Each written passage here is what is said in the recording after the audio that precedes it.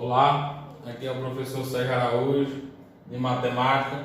Bom, pessoal, hoje nós vamos dar continuidade ao último assunto do nosso capítulo, né? E hoje a gente vai falar sobre conjunto dos números reais, que é representado por essa letra R com esse tracinho. Bom, aí aqui eu trouxe a definição do conjunto dos números reais. É aquele formado por todos os outros conjuntos reunidos, ou seja, a reunião dos números racionais com os números irracionais, eles formam o conjunto dos números reais. Ah, professor, então quer dizer que para formar o conjunto dos números reais é eu unir o conjunto dos racionais com o conjunto dos irracionais? Exatamente. Bom, pessoal, antes de falar propriamente sobre o conjunto dos números reais, vamos voltar às nossas aulas anteriores. Nós tínhamos que o N é o conjunto dos números naturais, né? Quais são os elementos que fazem parte do conjunto dos números naturais? O zero e os números positivos, né? 0, 1, 2, 3 e assim infinitamente. E também, depois do conjunto dos números naturais, nós estudamos o conjunto dos números inteiros, né? Ah, professor, o conjunto dos números inteiros, que é representado pelo Z e esse tracinho. O conjunto dos números inteiros, eles são formados pelos números negativos, pelo zero e pelos números positivos. E aqui eu posso concluir o seguinte, que o conjunto dos números naturais está contido no conjunto dos números inteiros, ou seja, o conjunto dos naturais é um subconjunto dos números inteiros. Depois do conjunto dos números inteiros, a gente estudou o conjunto dos números racionais, né?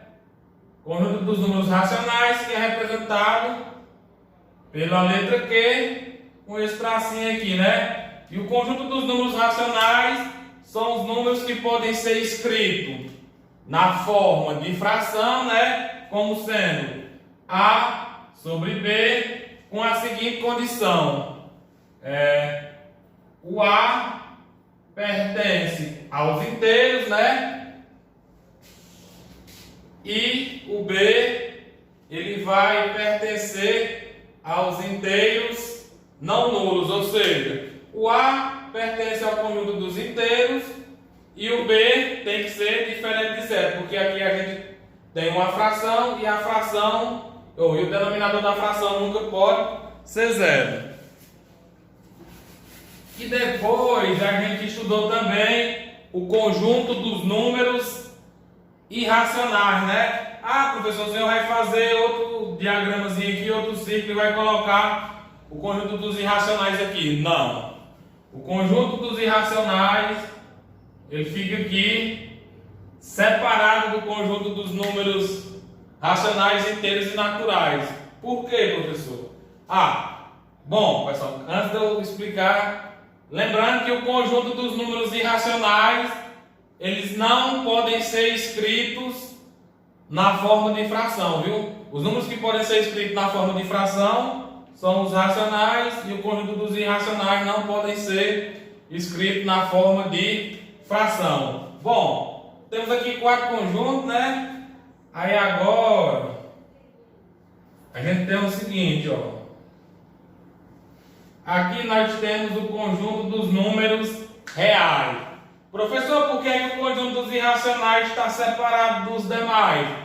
Porque o conjunto dos irracionais, ele é disjunto do conjunto dos racionais. O que é que isso significa, professor? Dizer que dois conjuntos são disjuntos é que eles não têm nenhum elemento em comum. Nenhum número racional é irracional e nenhum número irracional é racional.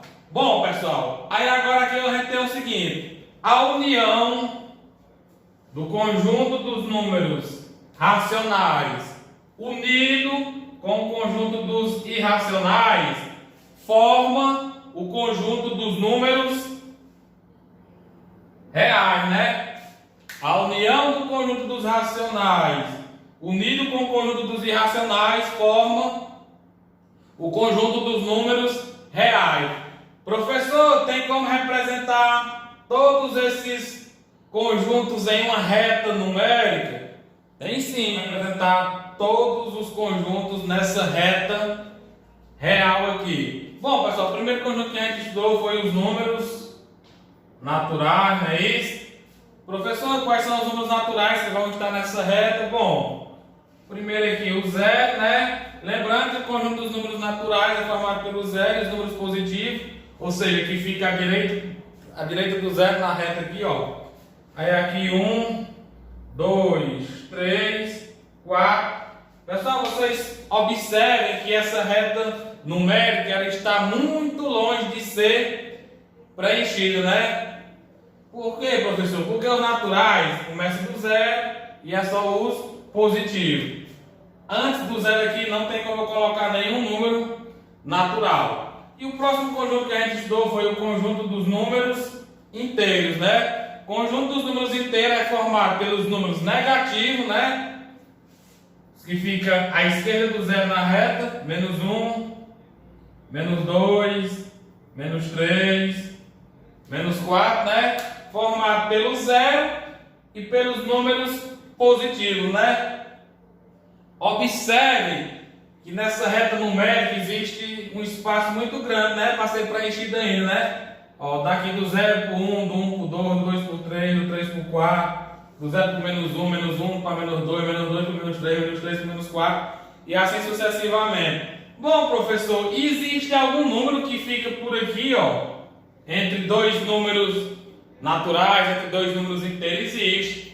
Que são os números que podem ser escritos na forma de fração, né? Que é a mesma coisa dos números decimais, os decimais finitos e os decimais periódicos, né? Exemplo, professor, do número racional, que é o próximo conjunto que a gente estudou. Bom, pessoal, 1,4, né?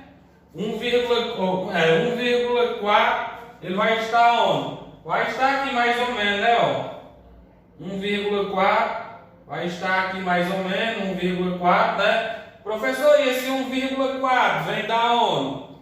Se você dividir 14 por 10, você vai encontrar exatamente 1,4, né? Então esse 1,4 ele vem dessa fraçãozinha aqui, né? Que é uma divisão, 14 sobre 10, que é igual a 1,4, né? Bom, pessoal, e mais para cá um pouquinho para frente, mais ou menos aqui, ó. Digamos que aqui a gente tem o número 1,42. Professor, esse 1,42 é originário de quê? É originário dessa fração aqui, ó, 142 sobre 100. Quando você fizer a divisão, você encontra o número 1,42. Bom, pessoal, vamos fazer aqui agora o seguinte. Aqui eu tenho dois números após a vírgula, né? E aqui eu só tenho um. Para poder igualar as casas decimais, é só colocar um zero. Aí fica 1,40, né? 1,40. Isso aqui é 1,40 e aqui é 1,42. Observe que a gente ainda não preencheu totalmente a reta numérica, ainda está longe. Aqui, pessoal, bem aqui no meio, bem por aqui assim, tem um número irracional. Como assim, professor, um número irracional? Bem aqui está situado a raiz quadrada de 2, que foi o primeiro número que não pode ser escrito na forma de fração que eles descobriram, que foi a raiz quadrada de 2. Professor, e quanto é a raiz quadrada de 2? A raiz quadrada de 2 não é exata. A raiz quadrada de 2 é aproximadamente 1,4142, né? Ó. Então, mais ou menos aqui, ó, a gente tem 1,4142. Bom, pessoal, nossa aula de hoje encerra aqui. Espero que tenham entendido. Fiquem com Deus e até a próxima.